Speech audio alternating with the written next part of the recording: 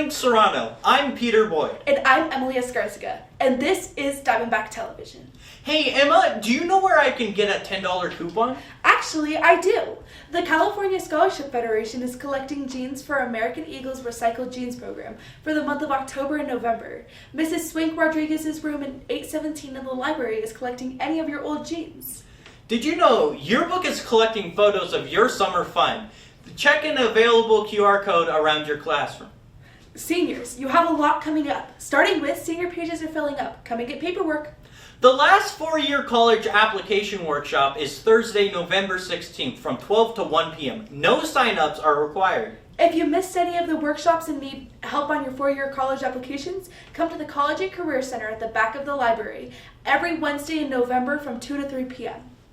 Also, Grand Canyon University is offering to fly potential students to campus. They'll cover the airfare, overnight accommodations, and food. The Alliance Club is meeting today at 12 p.m. in room 808.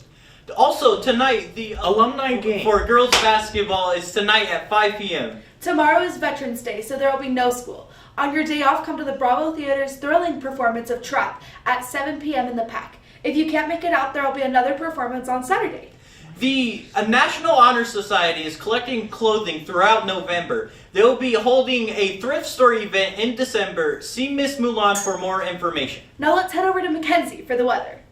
Good morning, Toronto. It's going to be a cool week. Today, the high will be 66 degrees with a low of 45 degrees. The temperature will keep going cooler until Saturday with a high of 63 degrees. It will continue next Wednesday and Thursday, when it will be cloudy and rainy with a high of 54 degrees on Thursday, so stay warm. Now let's take a look at the past week events. FFA held a fundraiser where students raised money for their teachers to kiss a go. The winners of this fundraiser were Mr. Davis, Miss Mullen, and Miss Thibodeau.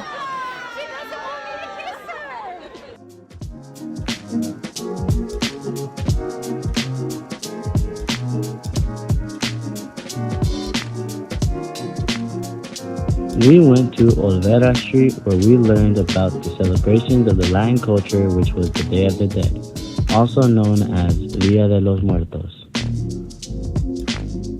This weekend is Veterans Day. Let's take a look at how Serrano honors our veterans. Hey, I'm Mr. Anton, and for the last 29 years, I've been able to host and put together these Veterans Dinners. It started way back in 1993. 94, I should say. Sorry.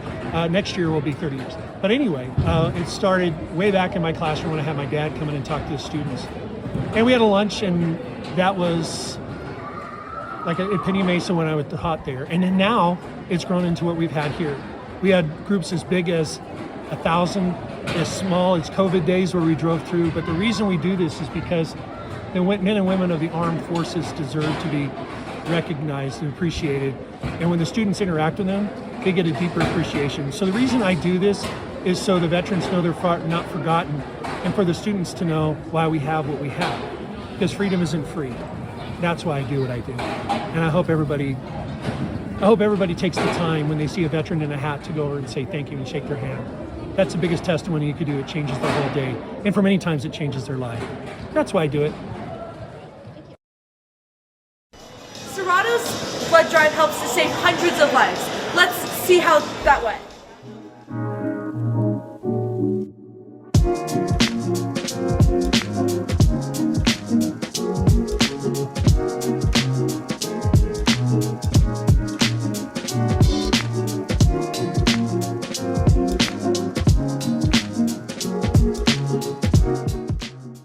Thank you for joining us for this week's episode of Diamondback Television.